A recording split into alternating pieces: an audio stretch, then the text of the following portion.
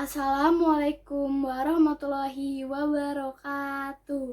Alhamdulillahirabbil wa bihi nasta'in wa ala murunina wadin wassalatu wassalamu ala asyrofil anbiya'i wal mursalin sayyidina Muhammadin wa ala alihi washabihi ajmain amma ba'du.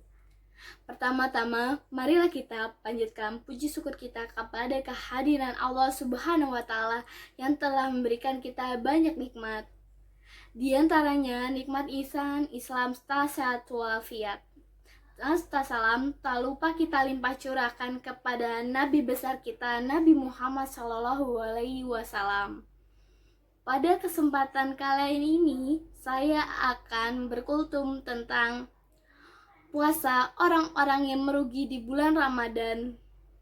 Kultum puasa Ramadan ini membahas tentang orang-orang yang merugi di bulan Ramadan.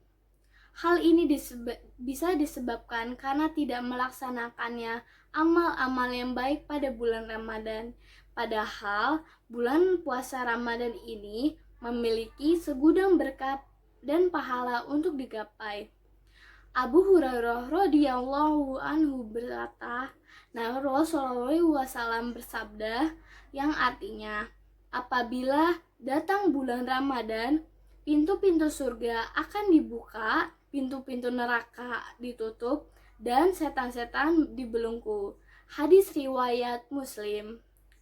Dari sabda Nabi Muhammad SAW tersebut, tentunya kita menyadari bahwa betapa pentingnya bulan Ramadan. Oleh karena itu, dalam kultum puasa kali ini akan dibahas tentang orang-orang yang tidak mendapatkan berkah dan malah merugi pada saat bulan Ramadan datang.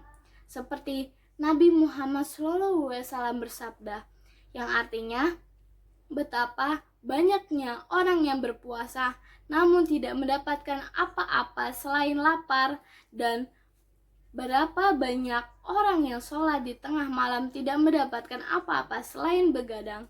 Hadis riwayat Nasai.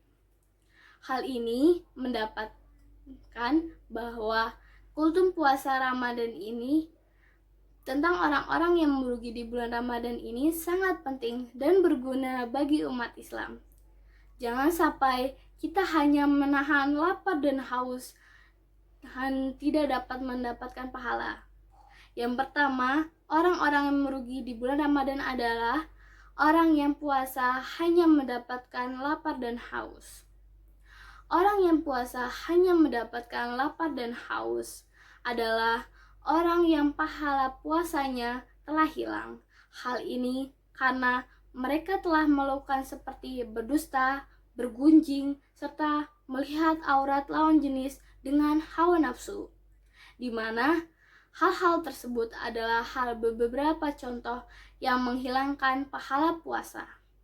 Betapa banyaknya orang berpuasa namun dia tidak mendapatkan dari puasanya tersebut kecuali rasa lapar dan dahaga. Hadis riwayat At-Tabarani. Kultum puasa ini mengajak kita untuk memanfaatkan datangnya bulan Ramadan untuk menabung pahala sebanyak-banyaknya. Yang kedua, orang yang tidak mengikuti tarawih sampai selesai. Seringkali kita melihat ada orang yang sudah keluar dari masjid sebelum sholat tarawih selesai. Orang yang tidak mengikuti sholat tarawih sampai selesai tersebut menjadi salah satu bahasan kultum kali ini. Biasanya banyak orang yang sudah keluar dari masjid sebelum sholat witir dimulai.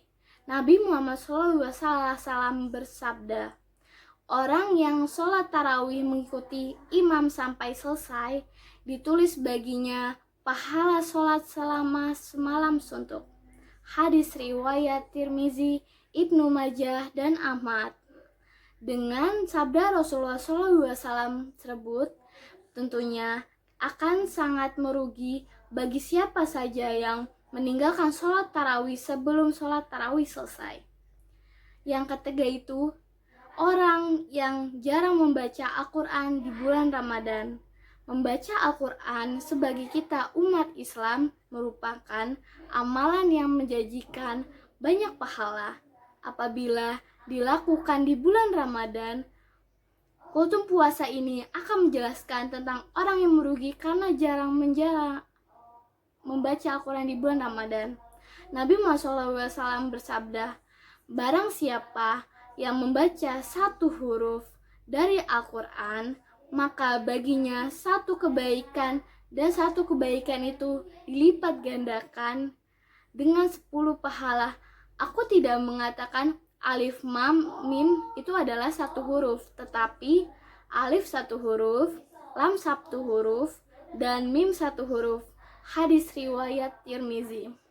Dari sabda Rasulullah SAW tersebut, kita bisa melihat betapa besarnya pahala yang kita dapatkan bila membaca Al-Quran saat bulan Ramadan. Jadi, di kultum puasa kali ini, membaca Al-Quran sudah seharusnya menjadi salah satu hal rutin yang kita kerjakan di bulan Ramadan. Oleh karena itu, setidaknya kita bisa mengamalkan membaca Al-Quran serutin mungkin.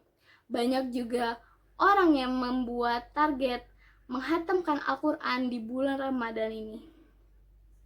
Kamu bisa membaca Al-Quran setelah berbuka puasa, setelah tarawih, atau serta menjelang imsak.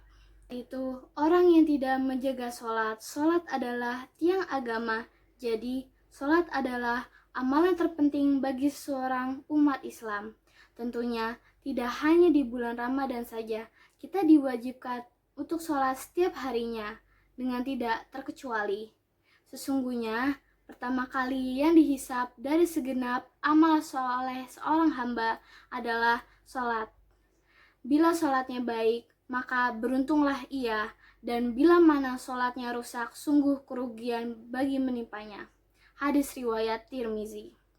Meninggalkan sholat wajib itu sama saja dengan puasa itu dengan haus dan lapar. Maka dari itu, sholat adalah amalan yang terpenting yang harus kita laksanakan setiap harinya.